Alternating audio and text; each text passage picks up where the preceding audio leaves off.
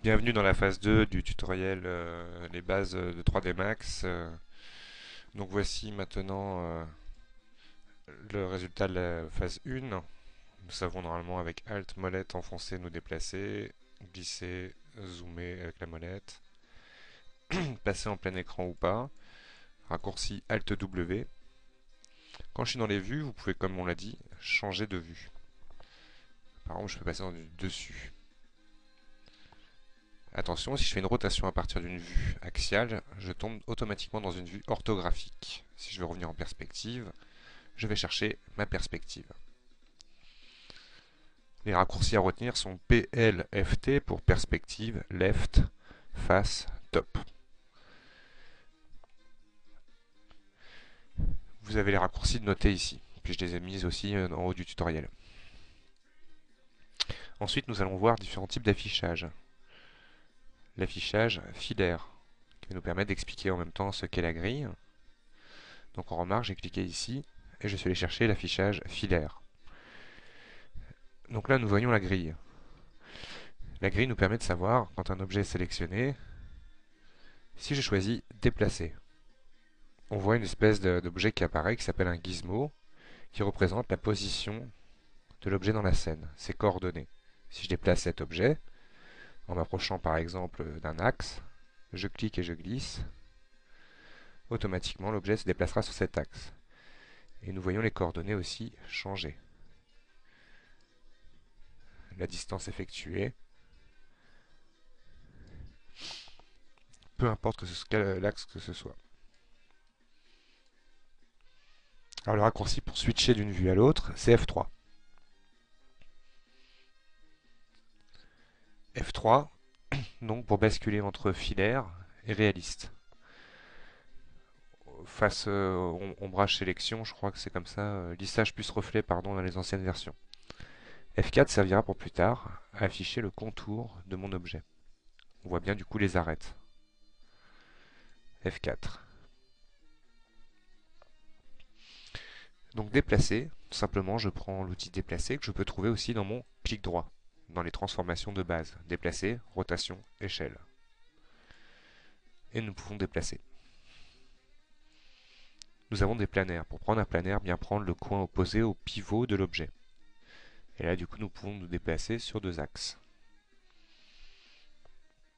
Je vais créer une boîte. Clic gauche pour tracer la base. Je lâche. Une fois que j'ai choisi ma hauteur, je clique. Je vais choisir déjà de décocher l'option que j'ai cochée tout à l'heure, grille automatique. Et clic droit pour sortir de l'outil. Je reviens automatiquement à la sélection déplacement. Et là, je vais essayer, comme ça, de positionner correctement ma boîte sur une autre.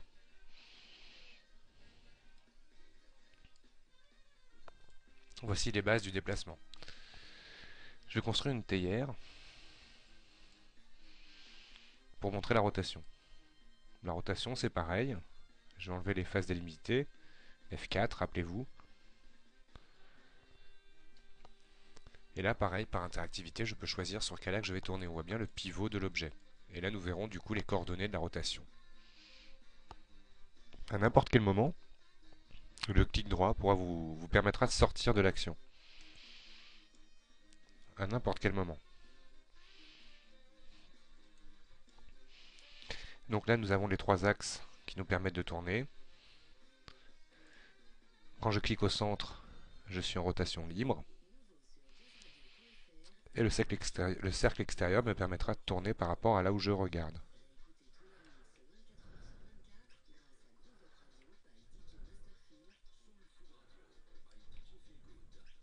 Alt molette, rappelez-vous, pour tourner dans la vue. Donc ça, c'est pour la rotation. On va faire une sphère. Cliquer glisser pour faire le rayon en fait de la sphère. Et je vais choisir de vous montrer maintenant l'outil échelle. Échelle fonctionne aussi par interactivité. On comprend bien du coup maintenant les axes, comment ils fonctionnent.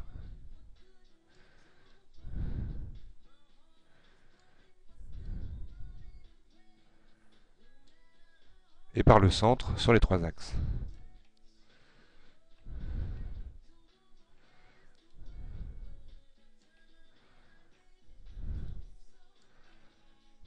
tout simplement. Je vais reprendre l'outil sélection pour vous montrer encore un autre aspect de la sélection.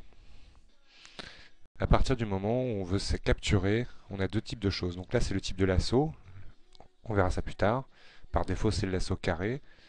Cliquer glisser me permet tout simplement de faire un lasso. Tel que je suis configuré, tout ce qui passe par mon lasso est sélectionné. On voit la boîte là-haut, les boîtes n'ont pas été sélectionnées.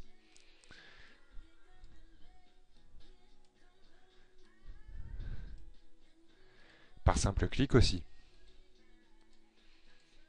CTRL, pas CTRL, le bouton à gauche du clavier, me permettra d'additionner.